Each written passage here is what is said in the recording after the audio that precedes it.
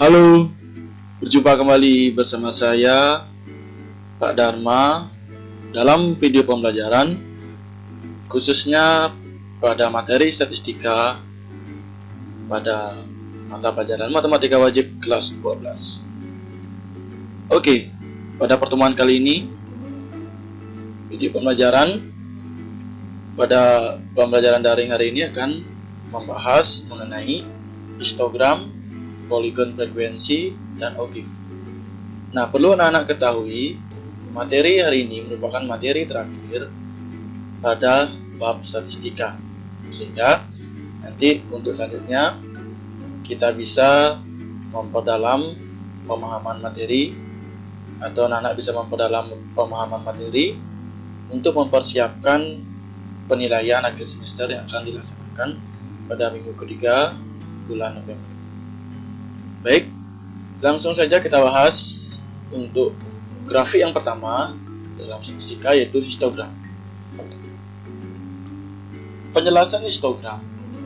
Nah, anak-anak mungkin sewaktu SD mungkin sudah pernah menggambar histogram, bahkan SMP mungkin anak-anak sudah pernah mempelajari tentang diagram. Ada diagram batang, ada diagram garis, ada diagram lingkaran. Nah, untuk statistika pada jenjang SMA itu lebih spesifik dengan data yang diberikan, namun namanya aja yang berbeda. Seperti histogram. Histogram itu anak-anak pelajari di SD disebutkan sebagai diagram batang. Nah, sedangkan pada jenjang SMA itu namanya histogram. Nah, adapun pengertian dari histogram yaitu diagram yang terdiri dari batang-batang yang saling berikut. Seperti yang Pak katakan tadi, diagram batang adalah istilah lain dari histogram. Nilai data diletakkan pada sumbu data atau sumbu X. Ya, sumbu yang mendaftar itu dinamakan sumbu X pada diagram Cartesius, sedangkan sumbu tegak yaitu disebut dengan sumbu Y atau sumbu vertikal. Nah, nilai data pada histogram itu diletakkan pada sumbu data, sedangkan frekuensinya itu diletakkan pada sumbu tegak atau sumbu Y. Nah, lebih jelasnya nanti akan anak-anak pahami mungkin di gambar histogramnya langsung. Selanjutnya, nilai data berupa kelas-kelas interval atau tepi-tepi kelas. Nah, nilai data yang diletakkan pada grafik atau diagram yang disebut dengan histogram itu pada sumbu X ada dua opsi. Yang pertama, anak-anak bisa gunakan kelas-kelas interval yang diberikan pada soal, atau juga bisa menggunakan tepi-tepi kelas, baik itu tepi bawah kelas, bisa juga menggunakan tepi atas kelas, atau mungkin kombinasi juga bisa. Selanjutnya, nah ini mengenai penulisan tentang nilai yang diletakkan pada sumbu data. Jika nilai datanya berupa kelas-kelas interval, maka penulisan kelas intervalnya diletakkan pada tengah-tengah batang dari histogram, ya, tengah-tengah bagian bawah. Sedangkan jika batas atau interval kelasnya diubah menjadi tepi bawah atau tepi-tepi kelas, itu diletakkan di samping atau bagian tepi dari batangnya. Nah, nanti Pak jelaskan jika sudah ada berupa gambar. Nah, itu pembahasan tentang histogram, definisinya, baik juga bagaimana cara menggambarnya dan apa saja yang diletakkan pada grafik atau diagram yang merupakan simbol dari histogram. Kita lanjutkan bentuk dari grafik statistika, yaitu poligon frekuensi. Nah, poligon frekuensi ini pada jenjang itu disebut dengan diagram garis. Nah, poligon frekuensi itu pengertiannya adalah grafik garis yang menghubungkan nilai tengah tiap sisi aksis yang berdekatan dengan nilai tengah jarak frekuensi masing-masing. Nah, untuk poligon frekuensi dengan istilah bahasa yang lebih simpel, dalam penulisan nilai atau sumbu X atau sumbu datar itu menggunakan nilai tengah atau titik tengah yang dicari dengan menjumlahkan batas bawah dan batas atas kelas interval dibagi 2. Nah, lebih lengkapnya nanti di contoh soal. Nah, selanjutnya pada sumbu datar sumbu X dituliskan titik-titik tengah yang dikelaskan. Ini sudah jelas, prinsipnya sama dengan menggambar histogram. Selanjutnya, nah ini yang terpenting karena agak sulit dalam menerapkan ataupun menggambar atau merepresentasikan data dalam bentuk grafik. Augif. Nah, augif nanti dibagi 2, ada augif positif dan ada augif positif dan ada augif negatif. Nah, untuk augif positif itu bagaimana lebih lengkapnya kita akan bahas. Yang pertama, sebelum kita membahas augif positif maupun augif negatif, nah anak-anak perlu mengetahui frekuensi kumulatif kurang dari maupun lebih dari. Nah, untuk menentukan titik sebagai penghubung garis dalam augif itu menggunakan nilai dalam frekuensi kumulatif, baik itu yang kurang dari untuk augif yang positif maupun frekuensi kumulatif lebih dari untuk augif yang negatif. Nah ini, jika dia kurang dari atau frekuensi kumulatif kurang dari, maka jumlah semua frekuensi kelas sebelum kelas tersebut dengan frekuensi kelas tersebut. Seperti anak-anak menghitung frekuensi kumulatif, misalkan untuk dalam menentukan median itu kan perlu mencari frekuensi kumulatif. Itu prinsipnya salah satu pengertian dari frekuensi kumulatif kurang dari. Ya, jadi frekuensi awal itu dijumlahkan dengan frekuensi sesudahnya. Begitu seterusnya. Selanjutnya kalau dia frekuensi kumulatif lebih dari, maka dijumlahkan dulu frekuensinya, hasil penjumlahan seluruh frekuensinya diletakkan pada kelas paling atas, kelasnya itu dikurangkan dengan kelas sesuai. Nah, lebih lengkapnya nanti di contoh soal mungkin anak bisa lebih memahami. Selanjutnya digambarkan pada suatu diagram dengan cara menempatkan nilai-nilai tepi kelas pada sumbu datar, itu sumbu X, dan nilai-nilai frekuensi kumulatif pada sumbu tunggal. Nah, nanti di contoh soal lebih lengkapnya ya. Nah ini augif positif yaitu disusun dengan berdasarkan frekuensi kumulatif kurang dari, sudah dijelaskan tadi. Yang augif negatif yaitu yang kumulatif lebih dari. Baik, kita langsung ke contoh soal. Nah, contoh soal nomor 1 ini bagaimana merepresentasikan data ke dalam bentuk histogram maupun poligon frekuensi. Nah, kita mulai dari menentukan histogram. Diberikan suatu data, mana ada nilai ulangan matematika sekelompok siswa sebagai berikut. Nah, rentang nilainya antara 54 sampai dengan 60 itu frekuensinya 4. Begitu seterusnya sampai dengan 89, nilai dari 89 ini sampai dengan 95 itu frekuensinya adalah 3. Nah, untuk histogram contoh soal ini kita gunakan kelas intervalnya atau kelas atau interval dari data yang diberikan. Sebelum kita menggambar histogram, kita tentukan dulu titik tengahnya. Nah, titik tengah ini kita gunakan untuk menggambar poligon frekuensi. Nah, untuk mencari titik tengah, proses dapat dijelaskan pada materi rata-rata ya, atau mean ya. Titik tengah itu didapat dari batas bawah ditambah batas atas dibagi 2. Ini 54 ditambah 60 dibagi 2. Itu hasilnya adalah 50. Begitu seterusnya dengan konsep dengan cara yang sama, ke bawah ini akan mendapatkan hasil yang menyesuaikan dengan titik tengah pada kelas kita. Untuk frekuensi tidak ada perubahan dari data contoh soal yang diberikan. Nah, kita selanjutnya menggambar histogram. Nih, histogram banyak batang itu disesuaikan dengan banyaknya interval atau kelas. Ini ada berapa kelas? Coba anak-anak hitung, perhatikan pada slide. 1, 2, 3, 4, 5, 6. Ada 6 kelas.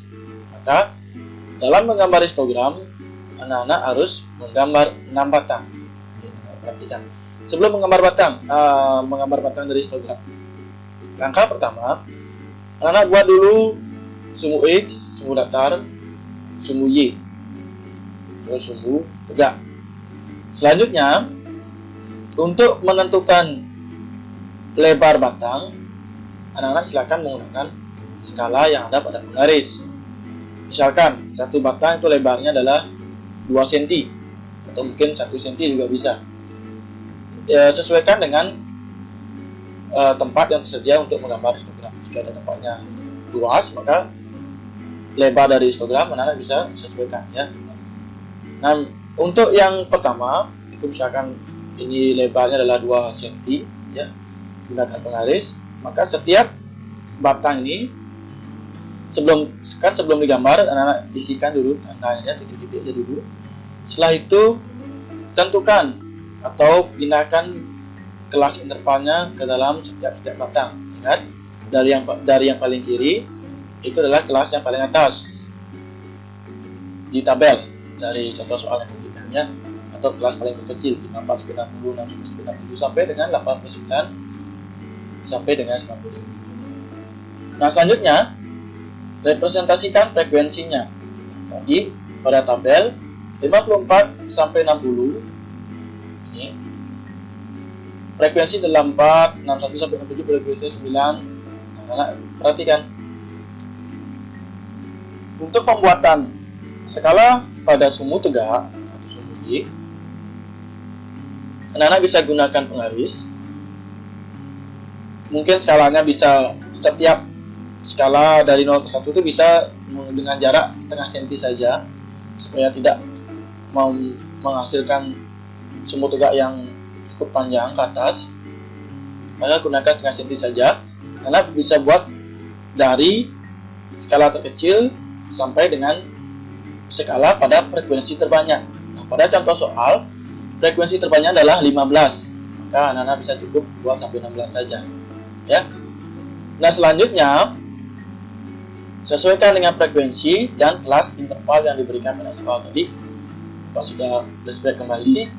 Untuk frekuensi 54 sampai 60 itu frekuensi adalah 4, 61 sampai 67, frekuensi adalah 9 ya. Anak gambar diagram titikkan di sini dulu sebagai tanda untuk menggambar batangnya, titik. Ini lagi 15 titik ya. Ini titik. Nah, nanti baru dibuat penggaris ya, dengan menggunakan garis dengan menggunakan penggaris. Tarik garis, tarik. Nah, ini kan tadi kan dari titik itu nih. Tarik.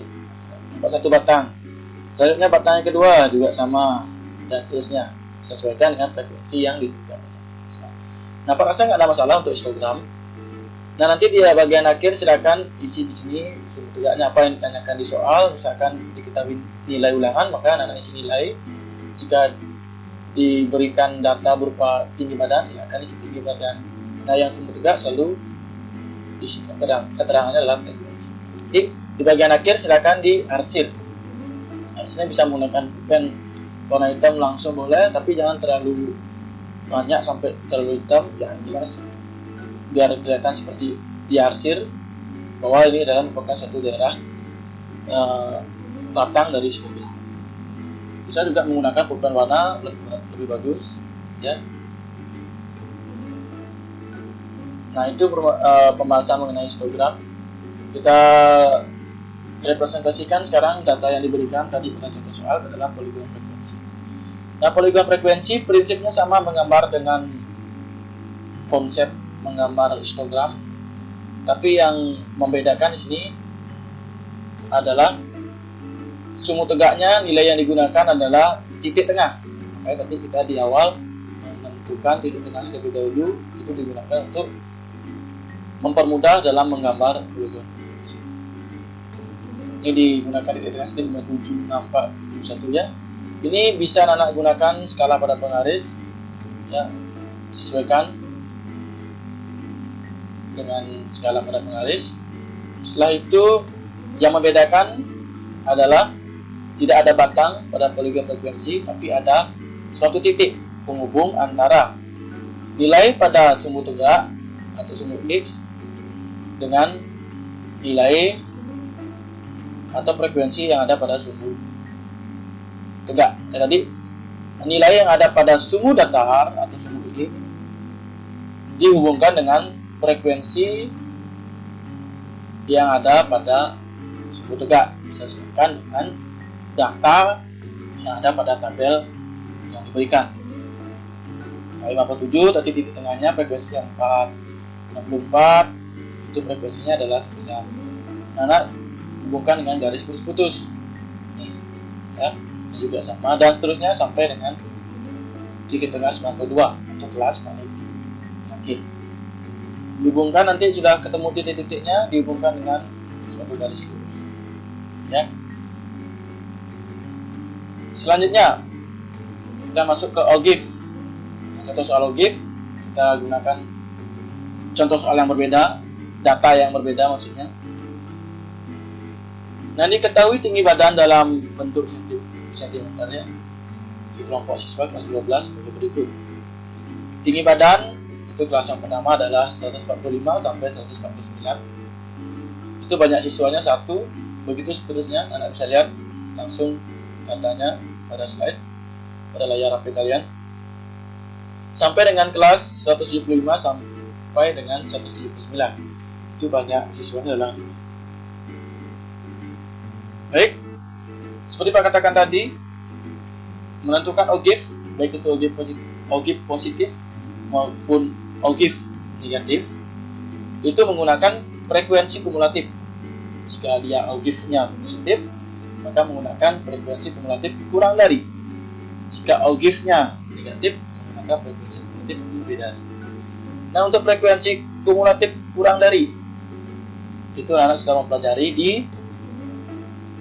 materi rata-rata ataunya. Nah, untuk menentukan frekuensi kumulatif, anak-anak terlebih dahulu jumlahkan frekuensinya.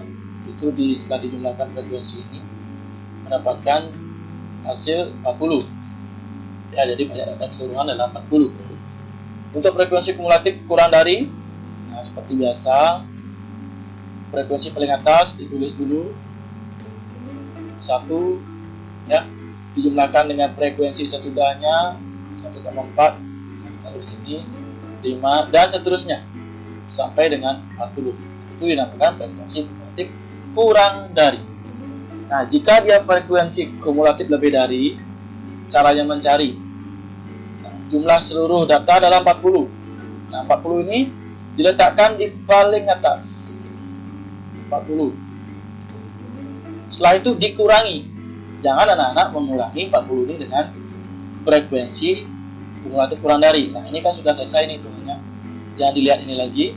Yang perlu anak-anak kurangi untuk menentukan frekuensi kumulatif lebih darinya adalah dengan dikurangi banyak siswa atau frekuensi. 40 dikurangi 1 itu hasilnya 39. 39 dikurangi 4 ini 39 dikurangi 4 itu hasilnya 35. 35 dikurangi 7 hasilnya 28 dan seterusnya sampai mendapatkan hasil yang sama. Maksudnya bukan hasil yang sama ya, artinya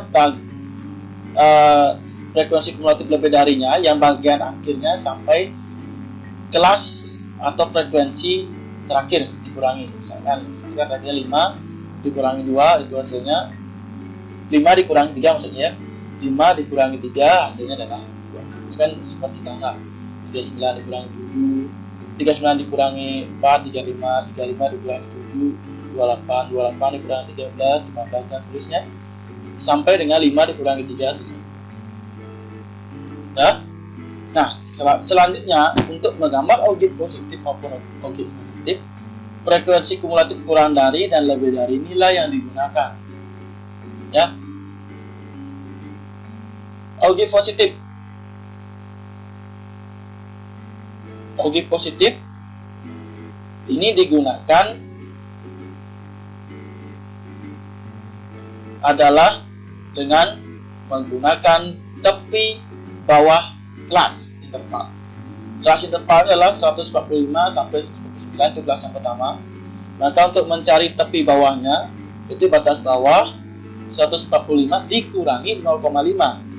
Hasilnya adalah 144,5.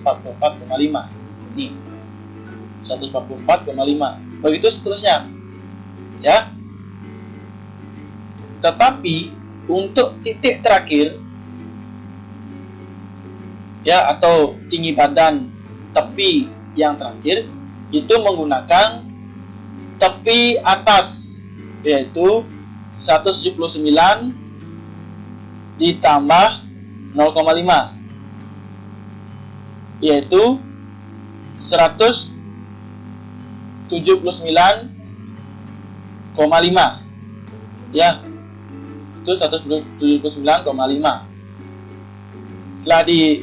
Setelah anak-anak buat ini tepi bawahnya, nanti kan 145 kurangi 0,5 sekarang 144,5, 149 150 dikurangi 0,5 149,5, 155 dikurangi 0,5 145,5, dan seterusnya.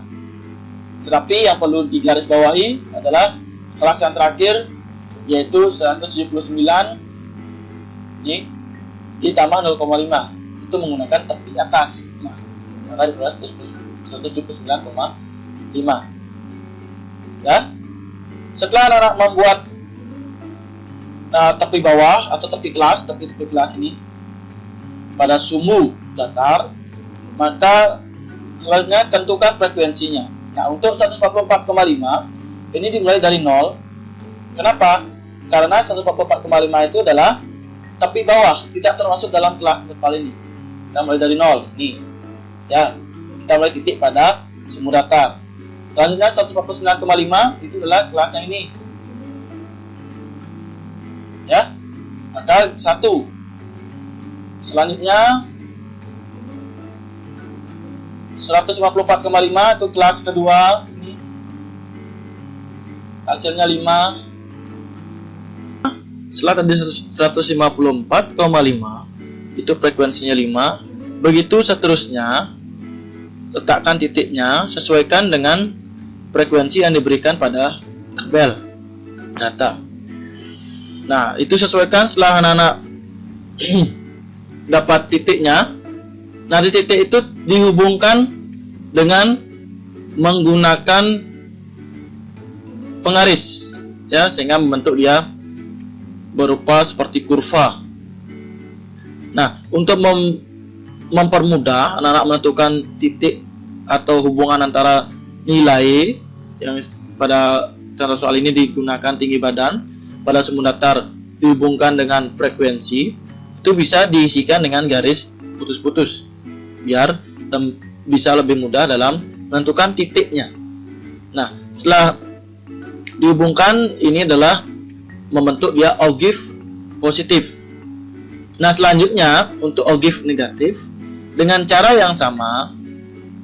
640 itu frekuensinya saat, nah ini 145 itu dikurangi 0,5 menentukan tepi bawah kelas, yaitu diperoleh 144,5 ya, diperoleh 144,5 didapat dari 145 dikurangi 0,5 untuk ogive negatif. Nah, ini selanjutnya sampai dengan ini 179,5 sama dengan skala yang ada pada ogive positif. Tapi untuk menentukan titiknya atau frekuensinya itu menggunakan frekuensi kumulatif lebih dari. Untuk yang 144,5 itu frekuensinya adalah 4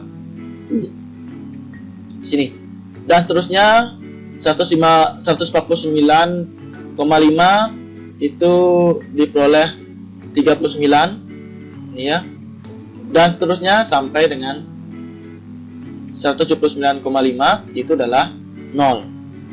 Nah, duanya di mana?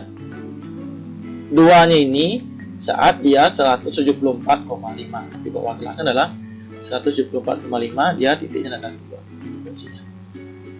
Akan dihubungkan sehingga membentuk suatu kurva, bisa dikatakan kurva yang dinamakan dengan ogive negatif. Nah, seperti itu penjelasan mengenai representasi data dalam suatu diagram. Ada histogram, poligon, frekuensi, dan juga tadi yang terakhir adalah ogive. Jika rasa anak-anak misalkan ada yang belum paham, dan ingin memahami mengenai histogram, poligon frekuensi, dan OGIF, bisa menanyakan langsung melalui WA, dan WA-nya sudah anak-anak ketahui ya, bisa ditanyakan ke teman kelas mungkin juga ya, dan beberapa siswa yang sering menanyakan langsung ke WA pasti sudah tahu WA Bapak ya. Nah, untuk latihan soal Pak akan berikan langsung di Google Classroom. Silakan dipahami, dibuat, dan dikerjakan serta dikumpulkan sesuai dengan tenggat waktu yang sudah diberikan. Ya. Sekian penjelasan mengenai histogram, poligon frekuensi, dan OGIF.